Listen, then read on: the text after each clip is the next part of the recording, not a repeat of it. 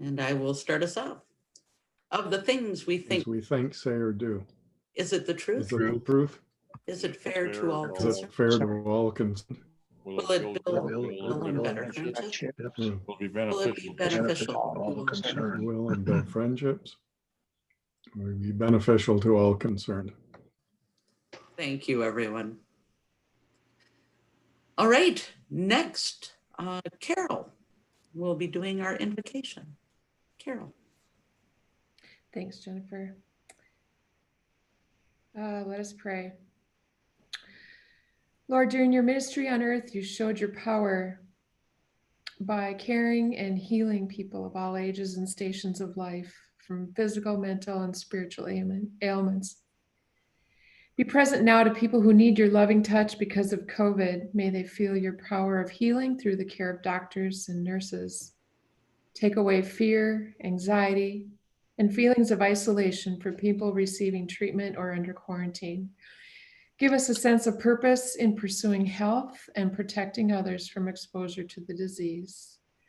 Protect our families and friends and bring peace to all who love them. Lord, we pray this in your name. Amen. Amen. Thank you, Carol. That was beautiful. All right, introduction of guests. Past District Governor Rick Bricker. Quickly scrolling, I do not see Rick. Assistant District Governor Don Peterson. Hi, Don. District Executive Secretary Gloria Mink. Do not see Gloria. And then our District Training Committee, Jill Carlson, and District Crisis Committee, Don Ryan. Again, thank you for those who participate at the district level. So before I move on to our induction, one of the things that I've been trying to do, the city of Brainerd went to working from home yesterday. And so I've been really trying to stay positive in this time. I've decided I'm gonna see a lot of my house. So a couple of things, I'm just, again, trying to stay positive. Monday it snowed and I didn't have to drive to work. And so I didn't have to deal with slick roads.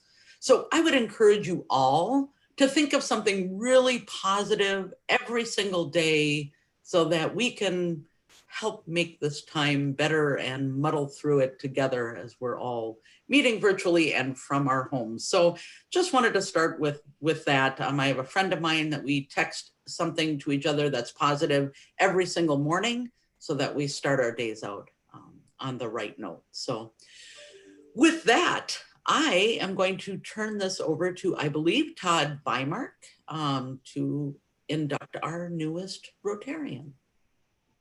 All right. Hello, everybody.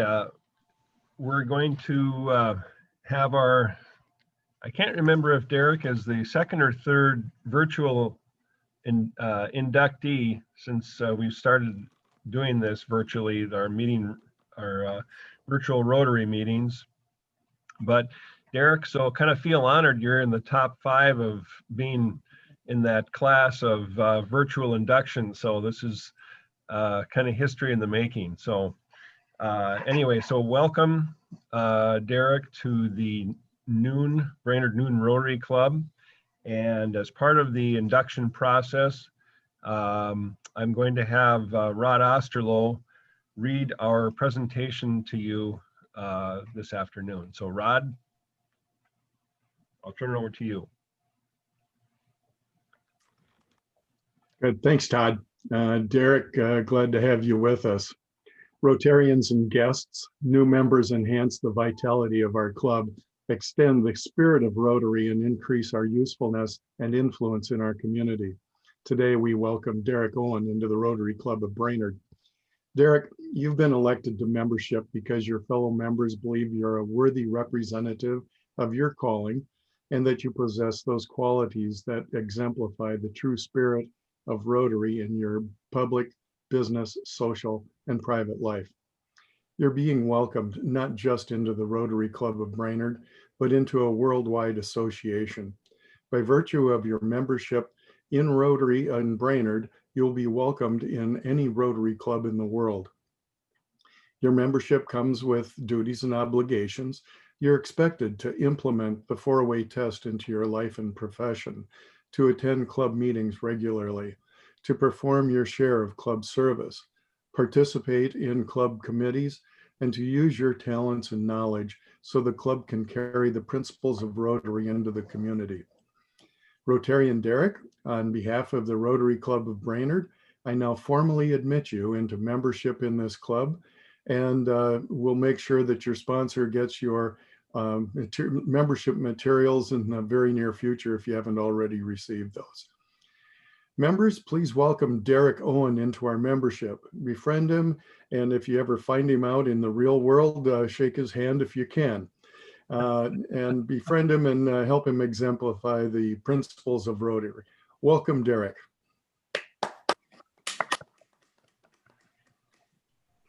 Derek, I wish I could virtually pin you with your Rotary pin, but all right, there we go, up here. Congratulations, Derek, and welcome.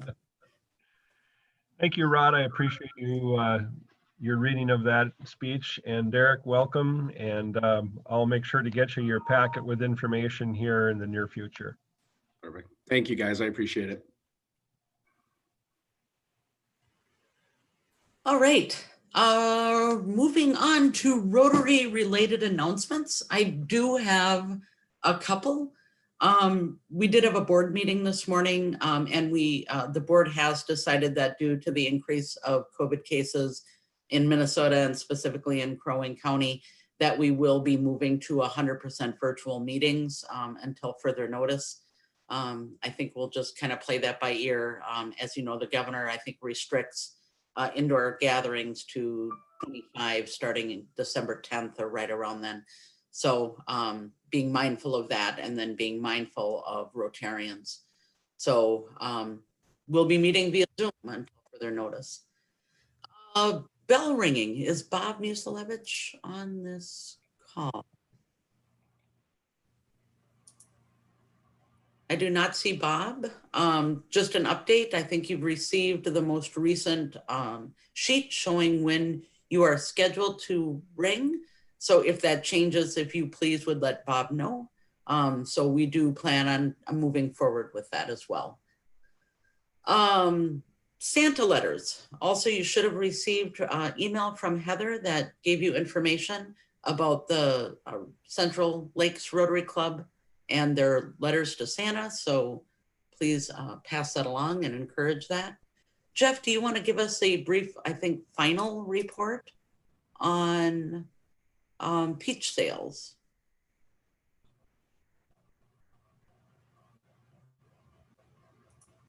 And maybe Jeff is not here. Well, I'll just give a brief update. It sounds like the final number for what we received for peach sales was $3,811.82. So as Jeff mentioned in our board meeting, that's not bad for not even having peaches to sell. So anyway, nice job, both Jeff and Heather, for making that happen. Are there other Rotary related announcements?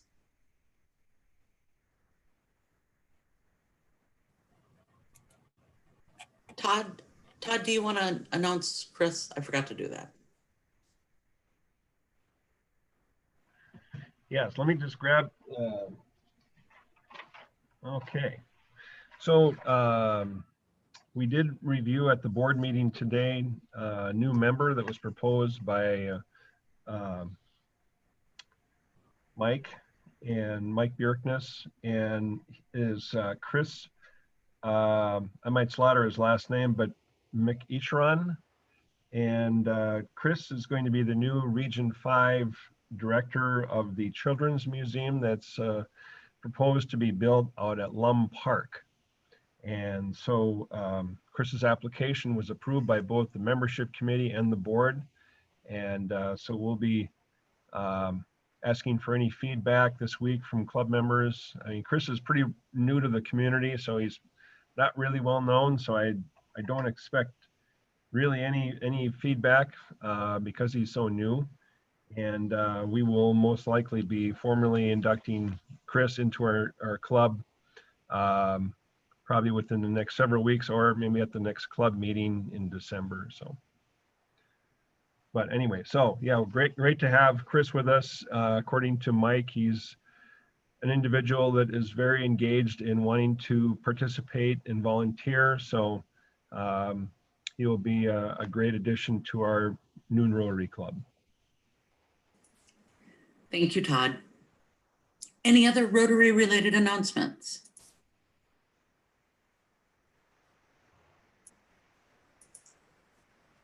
Just kind of scrolling as I do. I usually stall a little bit for people to unmute. All right, seeing and hearing none. With that, I will turn it over to Andy Rangan to do our Sergeant at Arms. Andy, just to let you know, our presentation today, Jim McBreen has asked for about 40 minutes. So if we could keep our sergeant shorter, you got it. We'll go quick. So I think there's a happy find for anyone who stuck out the incredible variance of weather for deer hunting and actually had any success. I think that has to be some sort of record for the heat, wind, snow, wind again, everything, cold, the whole 9 yards.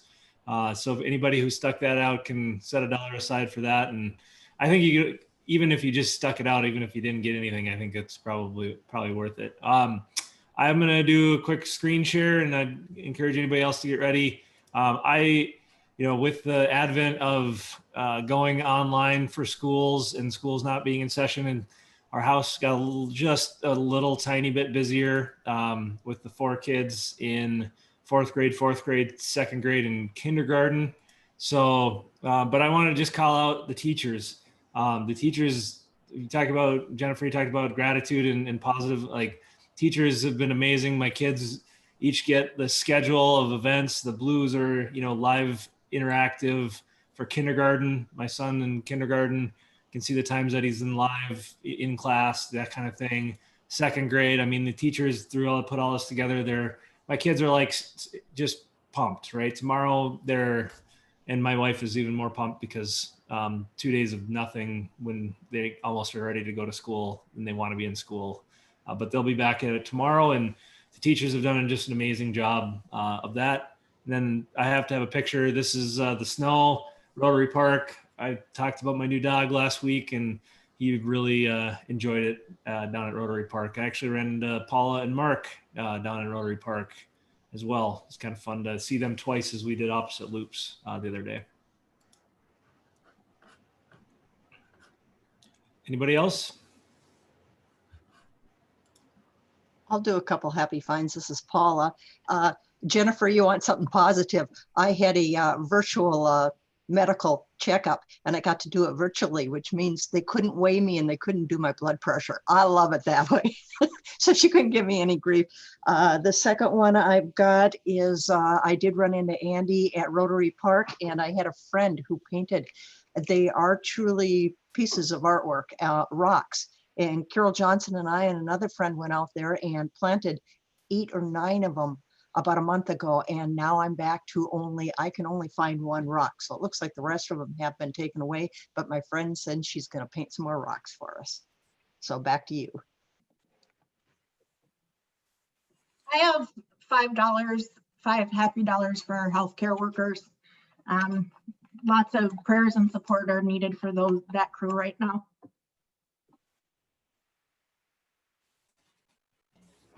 Hey guys, this is Dan. I'm just happy to be at Rotary today. Looking forward to this presentation about artificial intelligence. This is pretty fascinating to me. There's a lot of jokes about intelligence I won't make at this point, so there's a happy dollar. My wife, Marcia, she's in the other room listening, and she says she really appreciates the Rotary meeting, even the board meeting, just because it's something normal. We need a little more normal. Nobody's noticed yet, but I replaced my virtual background with a photograph that I took last week instead of the one I've been running that was taken back in May. There's a little bit of snow out there and the dock is not in the water anymore.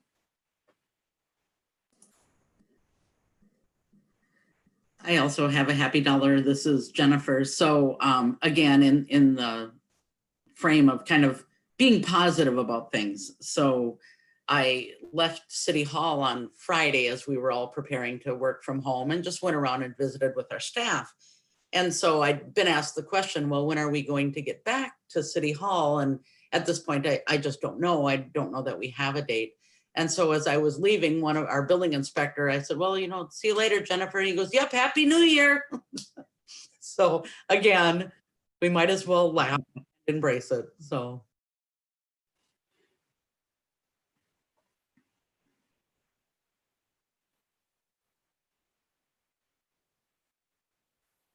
All right, if there's no others, we can keep it rolling. Thanks, Andy. Thanks for being here and getting our happy stories going. So with that, as I mentioned, today our presentation is from Jim McBreen, and he's going to talk to us about artificial intelligence. He did ask for 40 minutes, and Jim, I think I got you 40 minutes. So with that, I am just going to turn it right over to Jim McBreen. And like Dan, I am also really looking forward to this presentation. Jim, take it away. Excellent, thank you. Okay, I don't have any excuses for being within 40 minutes now, thanks. Let's see, I'll share my screen.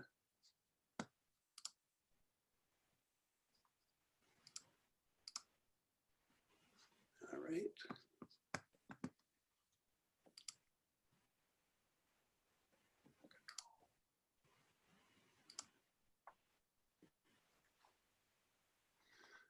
Let's see here.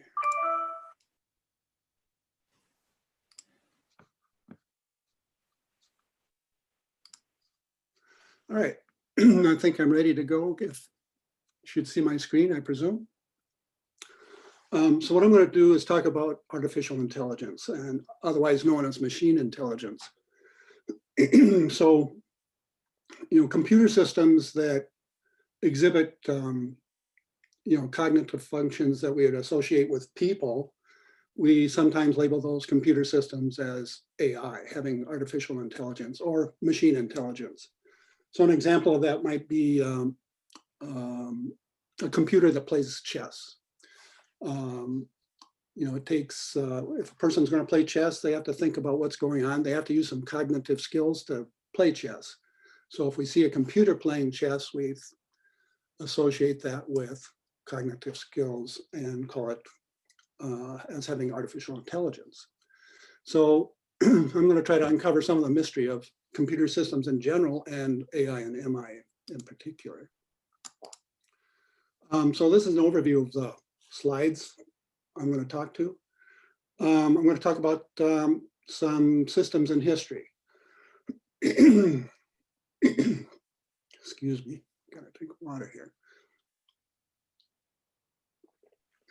We'll talk about some systems in history. And then we'll talk a little bit about the mathematics of computers. In order to understand artificial intelligence and computers in general, we have to touch on some of the mathematics.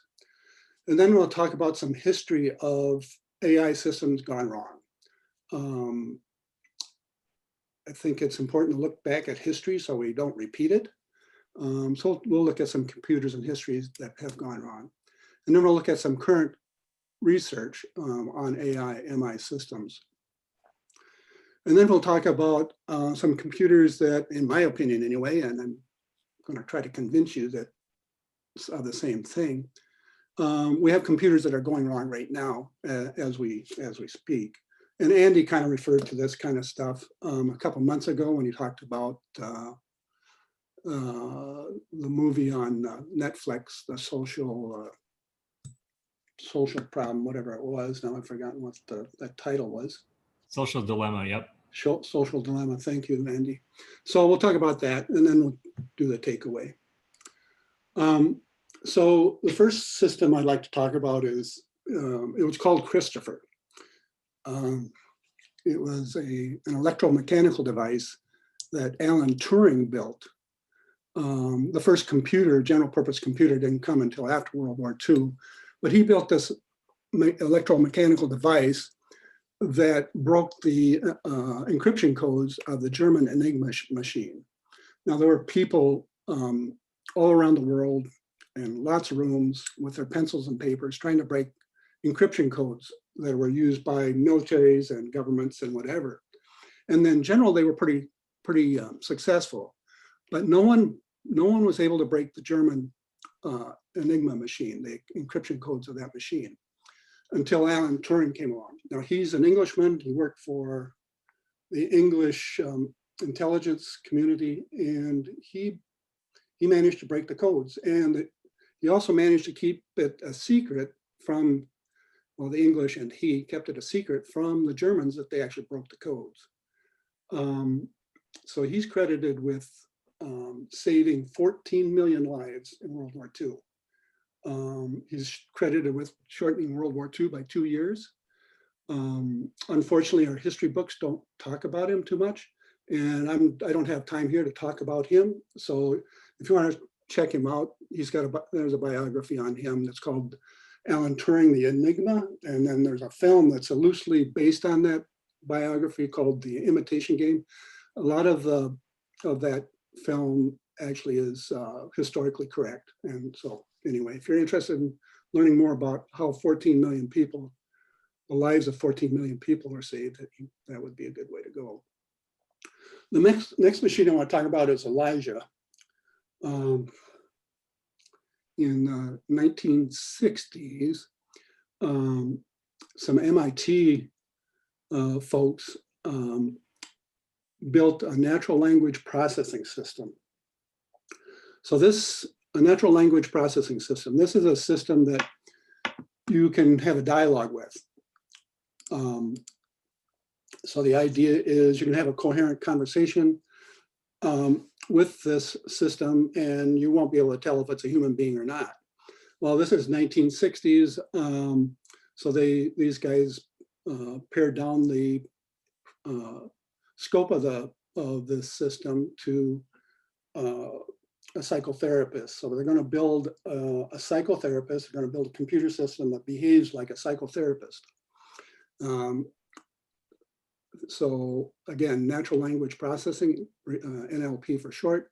And so an example of how this conversation would go is, as a patient, I might say, my mom was a nice person.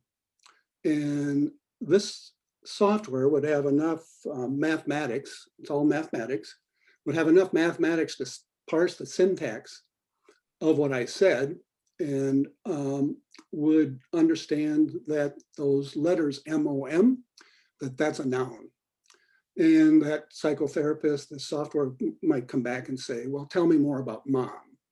Well, so that's pretty straightforward, kind of easy to understand. But this software probably didn't understand the semantics of what I said too well. If it did, it would have come back and said, well, tell me more about your mom, but it probably didn't. So this is 1960s, and scientists are thinking about this, what the future is for NLP systems. Well, fortunately for all of you and me, we're in that future. So later we'll talk about some NLP systems of today. The next system I want to talk about is computer modeling. In 1975, I was going to school, the graduate school at the University of Iowa. There's a doctor there who's interested in building a computer model of the human cardiovascular system. And specifically what he was interested in was when you put an injection into the cardiovascular system, at that moment, the concentration of that injection is very high relative to the rest of the system. That injection hasn't reached the other parts of the system, so that they have very low levels of that, if any, of levels of that injection. So he was interested in how the cardiovascular system would gradually get that concentration of injection evened out through the system. And he was also interested in how long the cardiovascular system had to run in order for the injection to be completely evenly distributed around the system. So the reason I bring this one up, a couple different reasons. One is, this is very typical of how computer models work. So we have a domain expert, this doctor. He knows a little bit about, well, he knows a lot about the cardiovascular system. The cardiovascular system is not a mathematical system, so we can't just go to a computer and plug in, a cardiovascular system. We have to have an expert tell us about the cardiovascular system, and he explains the cardiovascular system to a mathematician. And in this case, it was a student at the University of Iowa, a physics student. So this physics student captures everything that he's heard from the doctor into some quite extensive differential equations. Now, since computers can do mathematics fairly, they do mathematics. It's fairly straightforward to take these differential equations, put them into the computer and run the model. So when we do that, you show the doctor the results, and he's not happy. He's paying the bill for our time as well as the computer time to do this, and he's not happy because he sees lots of errors in the system. And he tells us what the errors are, explains what things are wrong with the model, and he explains to us some of the things that are kind of close or kind of right or whatever. And so we go back to the mathematician. He creates more differential equations, put that back into the computer, run the model, and it's improving, but it's not correct. It's still not error free. It still has errors in it. And so we go through that cycle a few times. And we go through that cycle until he runs out of money. So we're done. And he's got the model that his money could buy at that time. The model he walked away with has errors in it. He sees the errors. He's not real happy about that. He sees some of the stuff that's, he knows is right. He can validate that with what he knows. And then there's other stuff in there that he's trying to learn from, and he's not sure if it's right or not. And given all the errors he sees, it's hard for him to build up the confidence in the stuff that he can't prove or disprove that in fact it's right. So this is a typical computer model. This is a typical scenario on how it's built and how it works. And we'll get into this a little bit more on computer models. In order to save time, I'm not going to talk about deep thought too much, but it was IBM named it after the computer in Hitchhiker's Guide to the Galaxy, and then they later came out with Deep Blue. So Deep Blue pretty much dominated. If you're looking for a computer that can play chess and win, this was it. So this is in the 90s.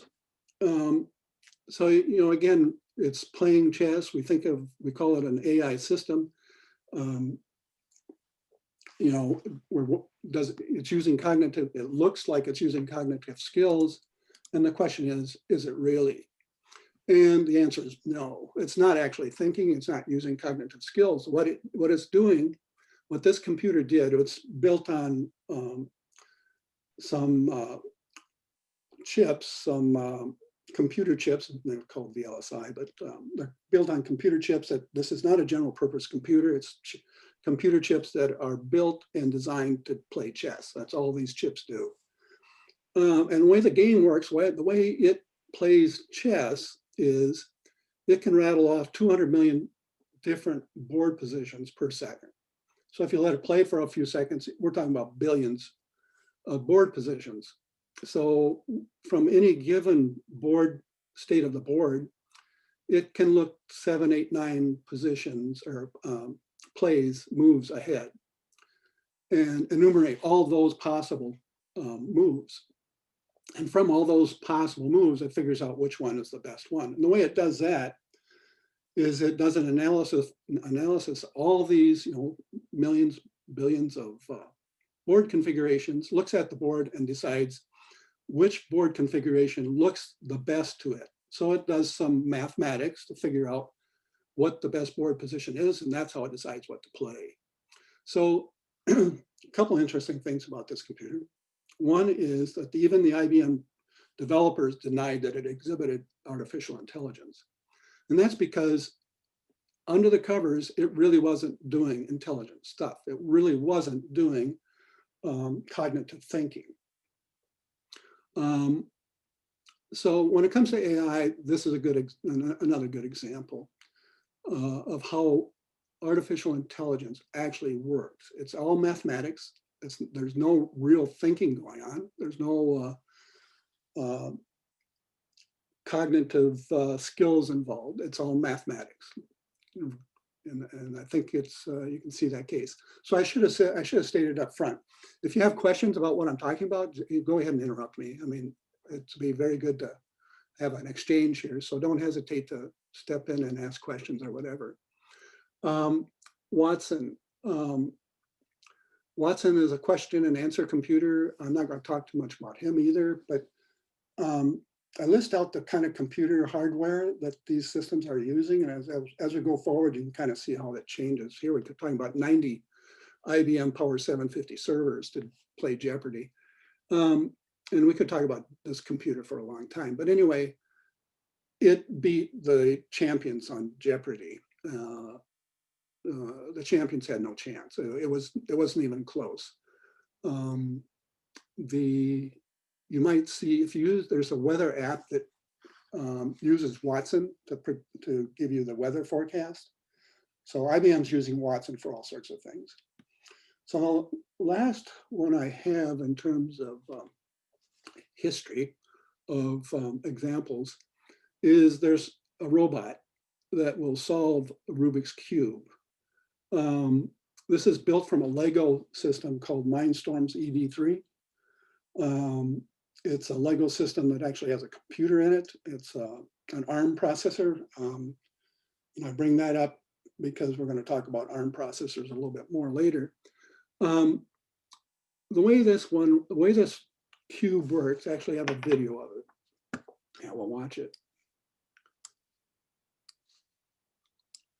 So this video goes on for about a minute, so we're not going to listen to the whole thing.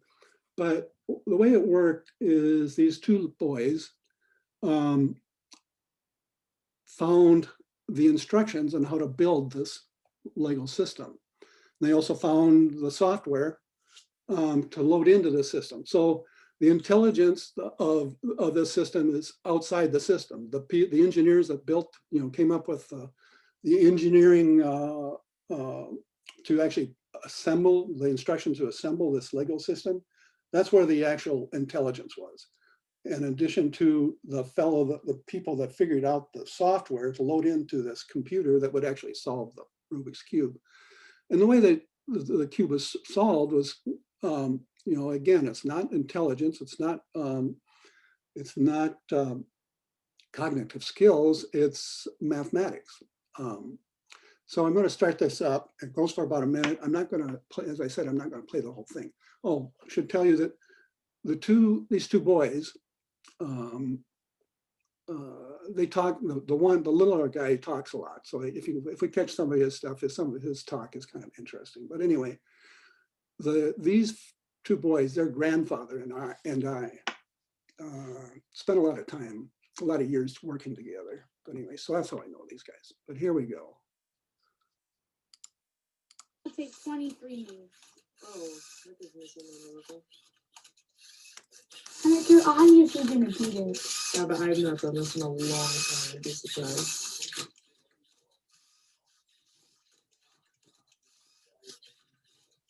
It does not know how to do it. Wow. That's not. It can only spin one version.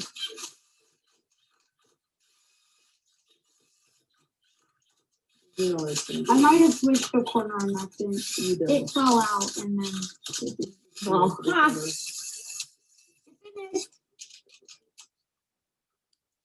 So I don't know if you heard the little guy, but he told his big brother that he moved the patches around on the cube. So it would have been interesting to see the next 5 or 10 seconds on how his older brother took that. But anyway, So here we have a robot that solves Rubik's Cube, and everybody knows you have to be a really smart guy to solve Rubik's Cube. But this robot isn't smart. It's just doing what the mathematics have told it to do. And it's got all the mechanical capabilities that some smart engineers allowed it to do. So now we're going to talk about mathematics. So Alan Turing in 1936, and this is the same Alan Turing we talked about before, the fellow that built Christopher, he figured out the mathematics of computers before computers existed. He developed this mathematics, he called it the universal computing machine. And out of respect for him, we call it the Turing machine. So every computer ever to be built is based on this mathematics. There's no computer system that will ever be built that's not based on this mathematics. So from that mathematics, he was able to prove quite a few things about computers. Mathematicians work on this stuff, study this stuff a lot. This mathematics is called computational theory. So anyway, he was able to prove that given any mathematical computation, you can get a computer to do that computation. But the flip side of that is if you can't get your problem into a mathematical computation, you're never going to get a computer to help you out on that problem. So that gets us back to the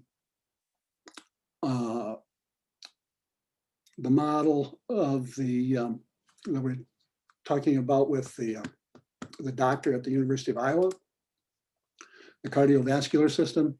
The cardiovascular system is not a mathematical system. So this is why the doctor walked away with a mathematical model, a computer model that had all these errors in it. It was never going to get fixed. It didn't matter how much time we put on it or how much money he spent, it was always going to have errors. And that's the case for every mathematical model you ever hear of. They're all going to follow that same deal. So anyway, and then on top of that, he came up with what's called the halting problem. And he based that off of some mathematics that Kurt Gödel back in 1930 did. And what the halting problem basically boils down to this. You can't get a computer system to tell you if another computer system is working correctly. Oh, mathematically can never happen. So that tells you, we human beings have to supervise these things. We can't depend on a computer system to do everything that we human beings can do. It just isn't going to happen. Mathematically, it's impossible.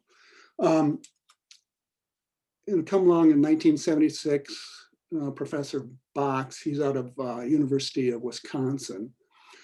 He stated that all models are wrong, but some are useful. So basically, he's plagiarizing off of Kurt Gödel and Alan Turing to come up with a statement. But this is exactly true. Okay, so now I'm going to talk about some AI systems time-wise. Okay, I'm going to run over the 40 minutes. I know that right now. So here we go. I'm going to talk about AI systems going wrong. And to move along, I'm not going to talk about I got to talk about the 5th generation computer. In 1981, Japan came out and announced they're going to build the 5th generation computer, and that this computer is going to reason like a human being. And it wasn't Japanese scientists, mathematicians that came out and said this, because they would know this is wrong. This is an impossible task. It's mathematically impossible. So they said, the government said they're going to come out in 10 years, they'd have it. They started in 1981. Needless to say, the project failed. David Lee, he's a economist, mathematician, who in the 2000s came up with, and so I'm talking about systems that failed here. So he came up with the Gaussian-Coppola statistics, mathematics, to do with economics that would price, come up with what was the reasonable or market value of CDOs, collateralized debt obligations. For this conversation, you can think of them as a package of hundreds, thousands of mortgages.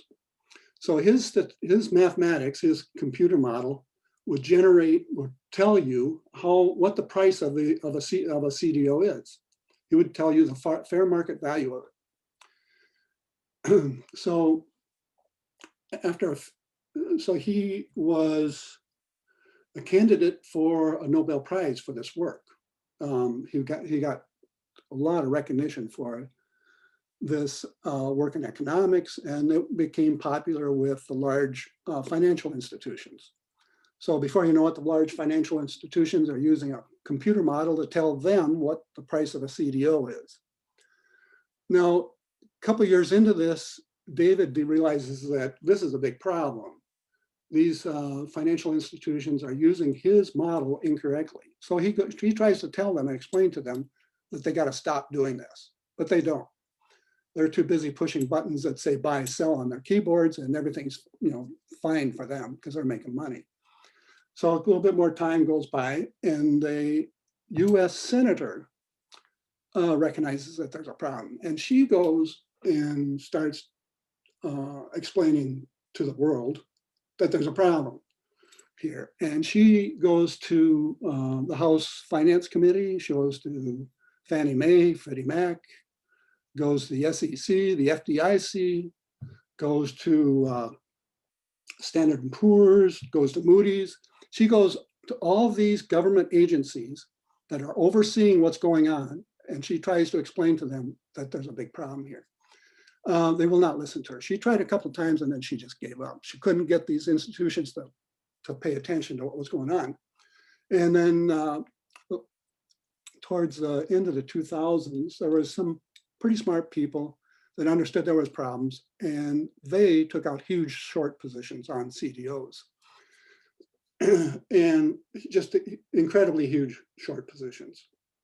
So they're sitting on those short positions. And as well as sitting on those short positions, they're losing a lot of money because they have such a huge position and the CDOs aren't dropping in value. They're not getting to what their real price should be. And so they go to Fannie Mae, Freddie Mac, or not Fannie Mae, Freddie Mac, I'm sorry. They go to Moody's and Standard & Poor's and the other rating companies and say, hey, these obligations are not priced correctly. And they get the same response. Nobody's interested. So they sit back and they're waiting for CDOs to crash. And in the meantime, they're losing a lot of money. And the end of that story is there is a collapse. And these guys made just huge amounts of money. But all along this decade, we were warned, our society was warned many times that there was a problem here. And it was a mathematical problem. That people were doing things based on mathematics they didn't understand. I'm not going to talk about the rest of them here because we're going to move through the time. Okay, now here's another. So we got artificial intelligence systems flying the Boeing 737 MAX jet. So as I hope I've gotten across by now, you can't really trust we can't trust these computer systems as 100% error-free.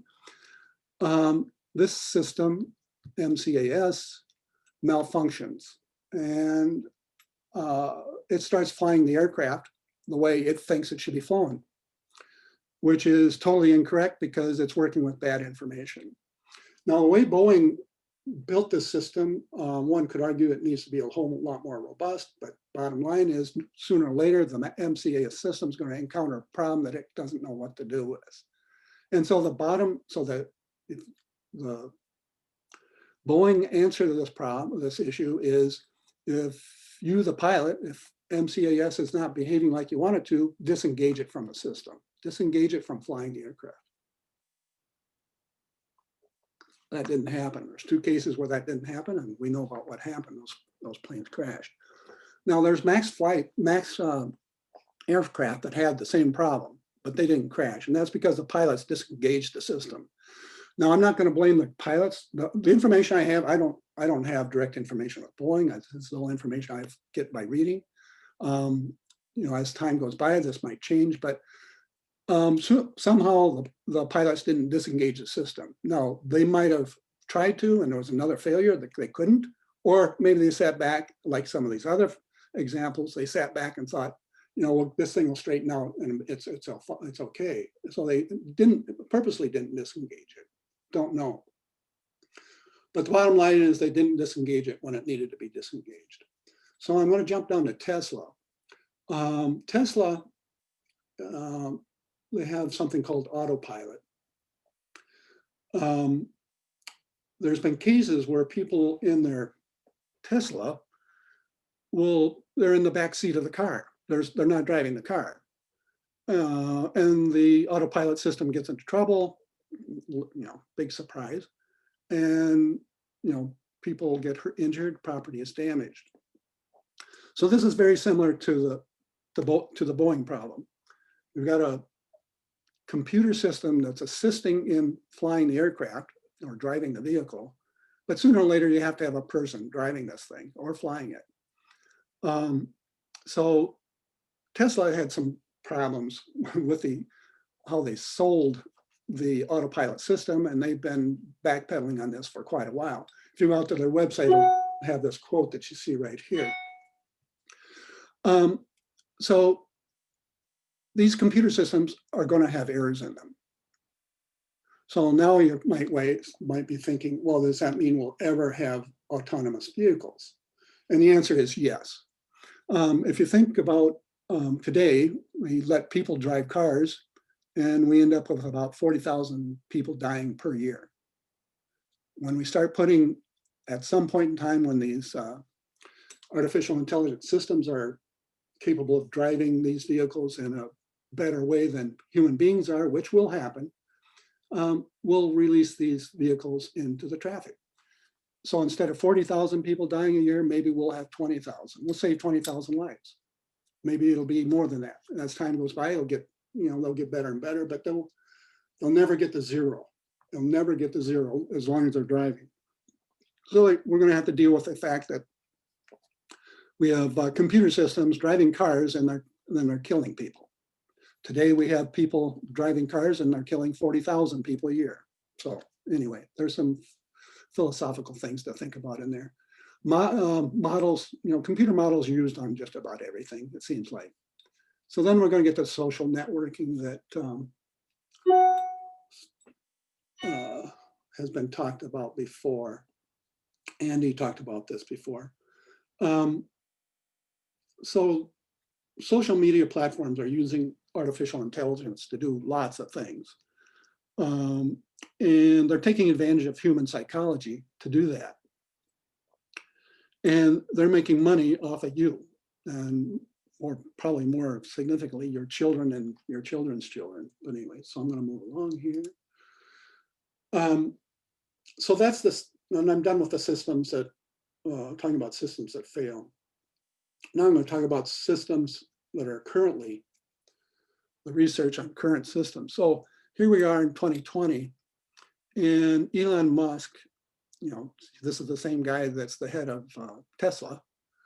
Elon Musk has a research group he calls OpenAI. It's open in that anything that they figure out, all the research they do, they're going to just release it to the world. And you can think of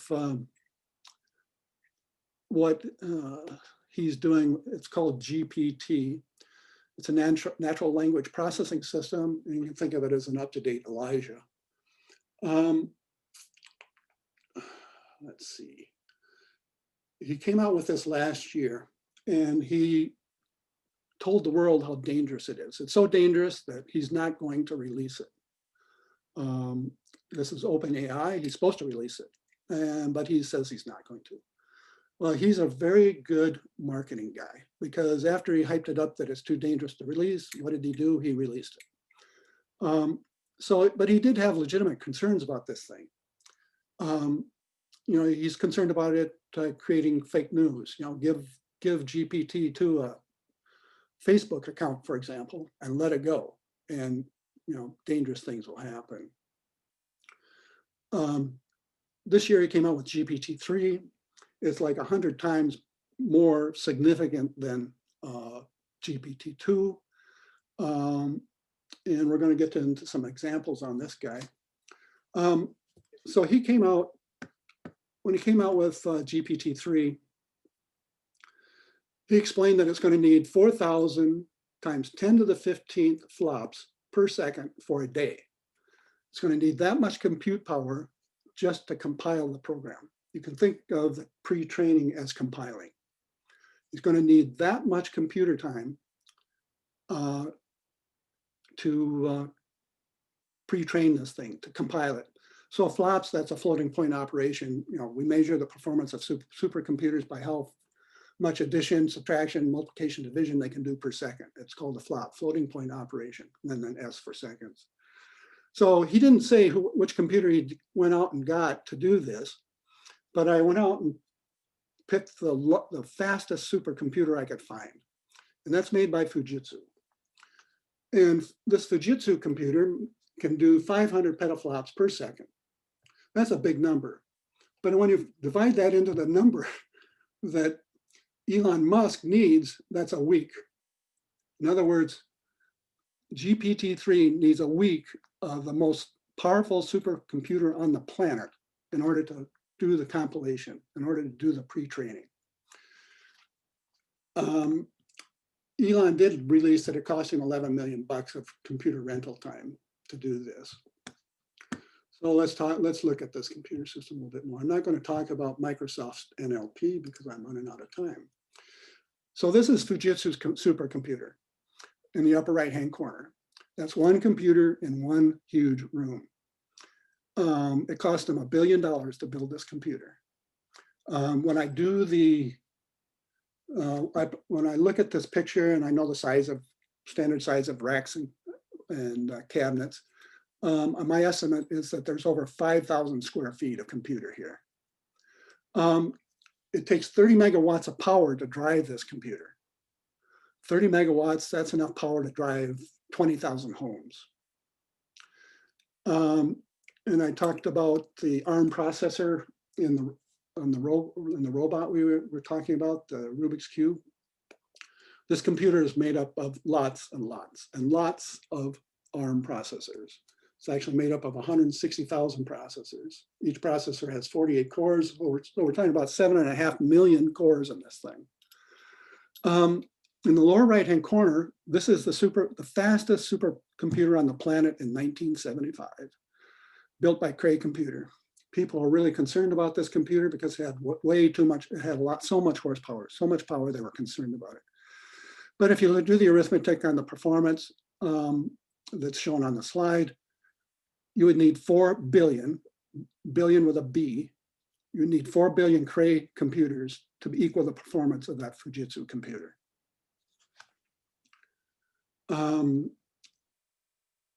Let's see, let's talk about the ARM processor a little bit. The ARM processor, pretty much all of us have ARM processors. If you've got an iPhone, iPad, if you've got a vehicle that's been built in the last 10 years, if you've got a smartphone or a smart tablet, it's got an ARM processor. Unfortunately, it won't have this. Unfortunately, it won't have the supercomputer extensions to it. So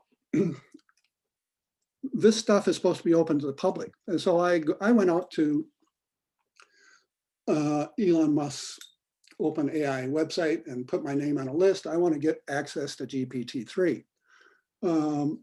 He hasn't given me the access to it yet. And so I'm on a waiting list with lots of other people. But I was able to go out on the internet and find people who do have access to GPT-3 and see what kind of experiences they have.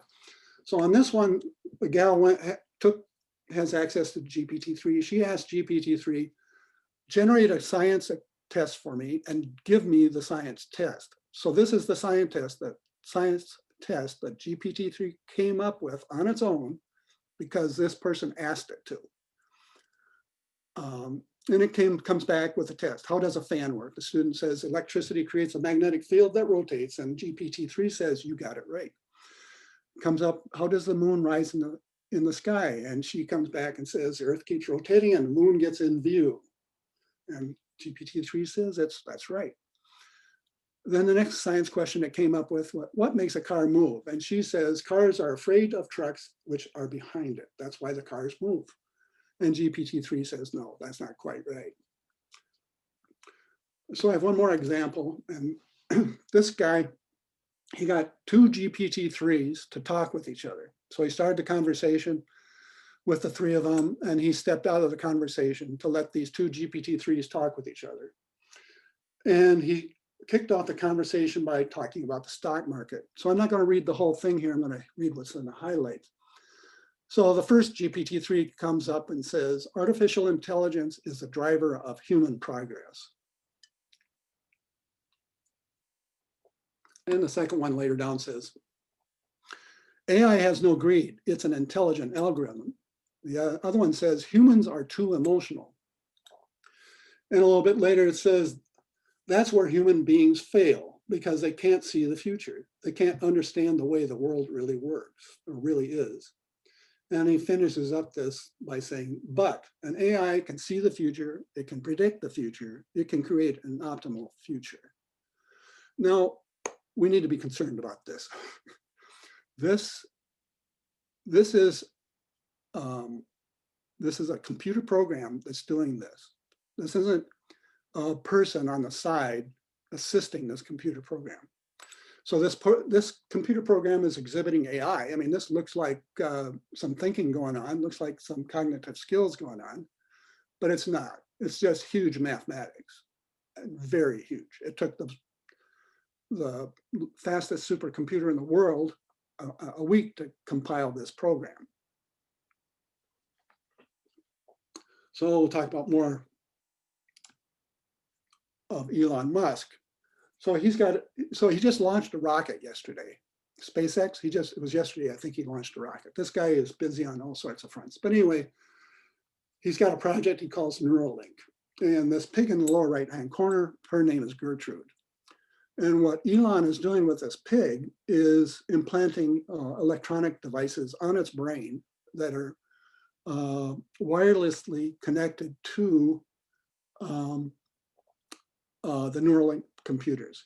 And this is FDA approved. He's got approval from the FDA to do this. So he's leading the research into how computers and brains can get hooked up together. Okay, so that's that. All right, so now I'm going to get back to the social dilemma. So, and more of what kind of research is going on these days. So today, the internet knows where you're at. These computers know where you're at. And they do that by satellite, cell tower, and routers. The router in your house is telling the internet where you're at, actually. So any electronic devices that are using these satellite, cell towers, and routers, they're providing your location to the internet. And one of the things that's coming up, the research that's happening, and it's actually being deployed in Europe, is something called a radar billboard. So if you think of it as a cell tower with a billboard, you're pretty close to what it's going to be. So I can imagine I'm driving down 371 someday, and there'll be a radar billboard. It's connected to the internet and knows that I'm driving close to it or next to it because it's able to pick up the wireless signals from my devices, and it's going to be similar to what happens today when you're out on the internet and you're surfing the internet. You go out and look for tools, hand tools maybe, and you go to a different website. Lo and behold, it's displaying advertisements for tools. That's what's going to happen with these billboards. So I'm going to be driving down 371, look at the billboard. It's going to say, hey, Jim, we see you've been looking at Craftsman tools. There's a hardware store at the 3 blocks to the right at the stoplight. And by the time I walk into that store, Wayne is going to be standing there with the tool I'm looking for because they have that much information. I don't even have to tell him what I'm up to. So the radar billboards are coming. They're in Europe now, starting to be deployed in Europe. So the internet knows all sorts of stuff about you because of the footprint you leave in the internet. It's based on the browser you're using. Different browsers leave different tracks, bigger, smaller tracks on the internet. The search engine you're using, same thing, and the websites you visit. All of that information, they're tracking you. They're keeping track of you, where you're at, and what you're up to. They know a lot about you.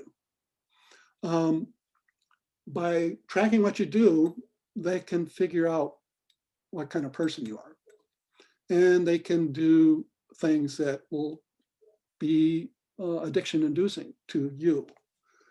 And again, they're doing this not for your benefit, but for their benefit. You are the product, they're monetizing you. And again, we're back to the social dilemma, the Netflix commentary. And as Andy had talked about, Jeff said the same thing. People really need to see this. So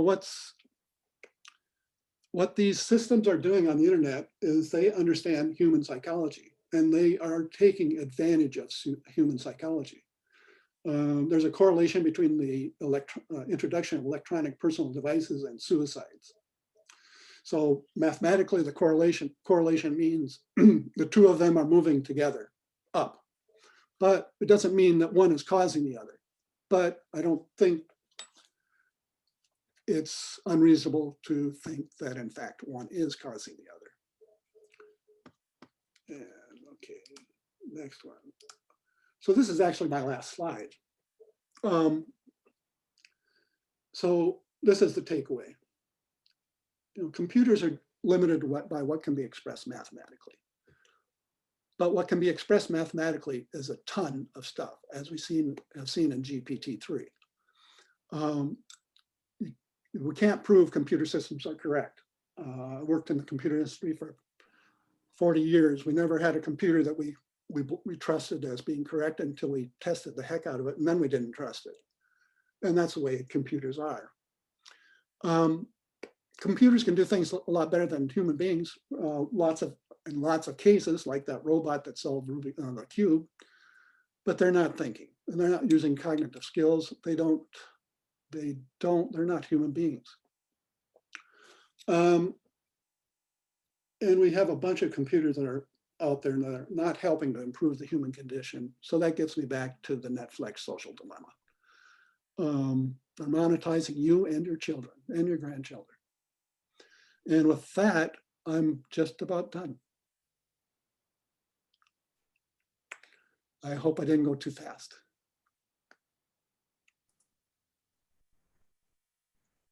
Any questions? Somebody's got to have a question. Andy, you've got to have a question.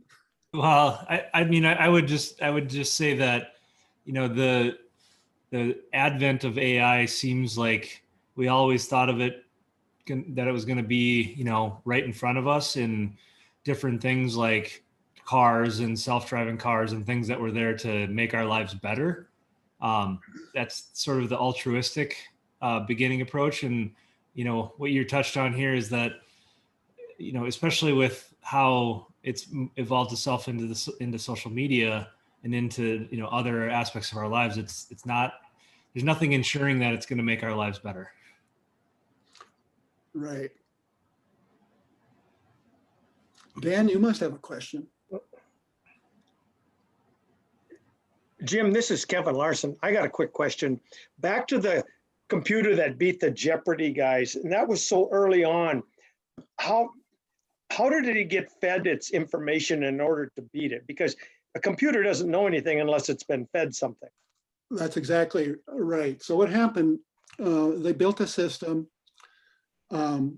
which they would feed documents. And initially it started out with human beings feeding it in.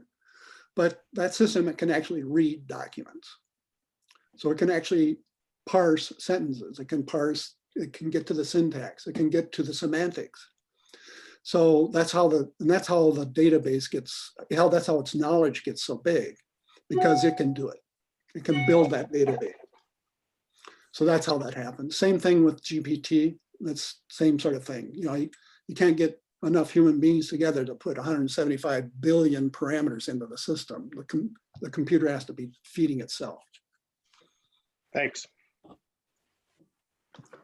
Jim, you use the term mathematics, but to me, it boils down to a whole series of individual instructions in programming that somebody has decided that they wanted to take certain information and make an interpretation out of it, but it's doing it by instructions that have been fed into it. Right. So when I talk about mathematics, you can think of that as the high-level language of the computer. When you look at the computer, let's take a program. When a software engineer writes a program, it usually runs a compiler on that program to build the binary strings that a computer understands. Computers understand strings of binary digits, zeros and ones. That's all they understand. And in those binary digits are instructions like add, subtract, jump, multiply, that kind of thing, which is exactly what, Don, you're talking about. But at the higher level, at that higher level language, you know, it's mathematics.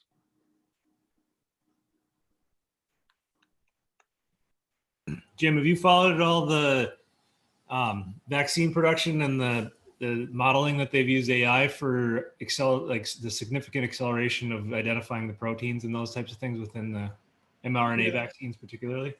Yeah, I follow that some. You know, if you look at those models, some of them are helpful. Some of them are helping expedite the solution for this virus, but all of them have errors in them. So it takes human beings to, you know, to guide the process along. So the computer models are helping, but you know, it's hard to understand where we really are with the vaccine, given the information we get off of our mainstream media. But it sounds like we're close. You know, it's sort of carry that just a little bit further. The pharmaceutical companies have huge supercomputers to help them with research on developing drugs. You know, and that's good. That's a very good use of all this compute power. It's helping them come up with medications, with you know, devices that, you know, help us, you know, help us physically. You know, maybe we need can't remember, think of the word. We need an artificial limb. You know, these computers are figuring that stuff out. The mechanical engineering of these things keeps advancing because of the computer technology that's applied to these problems to figure it out. So, you know, I'm not sure I answered your question, Andy, but I don't have a prediction if that was what you're after. Jim, Paul Subazar here. Excellent presentation. In the military aspect, AI is essential. I mean, you've got multiple threats coming at you. You have multiple weapon systems to engage those threats. You have different changing environments for the engagement process. You've got changing capabilities on your interceptors as well as your threats coming in, and you can't do it. A group of humans can't do it. It's got to be AI. So right. So back in 1975, when the Cray came out with the supercomputer, you know, there were people over in Chippewa Falls protesting the release of that computer. Chippewa Falls is where the headquarters for the company was at. And one of the things that these people were protesting is that it was going to be used for military uses, for exactly what you were talking about, Paul. It takes computers of some pretty amazing performance to handle some of the wartime configurations that can happen. The math behind that is usually linear and nonlinear programming. So. Yep. Yep. So Jim, this is Kevin again. This is really deep stuff. I was just wondering, do you drink beer at all or vodka? Yes, I do. Yes, I do. So one of the concerns, you know, as I was putting these slides together and kind of tuning them up and whatever, the slides come across, I think the slides come across a little bit negative or pessimistic, but I don't mean it that way. You know,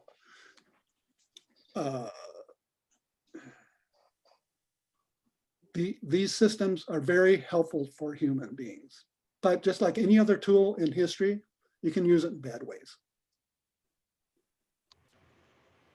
Jim, I'll have to tell you that back in the 70s, I had occasion to see one of those Cray computers, looked very much like the one you had a picture of, in a building over by the University of Minnesota. Yep. And that particular computer had enough waste energy in order to completely heat the building it was in and heat some other buildings alongside it. Yeah, Just they were, from waste energy. yeah, those, the Cray computers are completely submerged in liquid for cooling purposes. Well, thank you, Jim. I know some people probably have to get off. This was, it makes my head hurt. You are certainly knowledgeable and very interesting information. So, Jennifer, the one thing I would add is if people want to chat about this kind of stuff more, they can contact me. They have my contact information on I'm the club treasurer, so you have my contact information on an invoice. So yeah, I study this stuff a lot. So, you know, if you want to chat about it sometime, anybody wants to chat about it, I'm open to that. Jennifer, real quick, would you mind having Heather send out the recording? Oh, I see. Thank you. Yep, I just saw that. Yeah. All right. Well, once again, thank you, Jim. And with that, I will adjourn our Rotary meeting. We will spare each other singing Rotary via Zoom. So with that, Thanks, Jim. have a great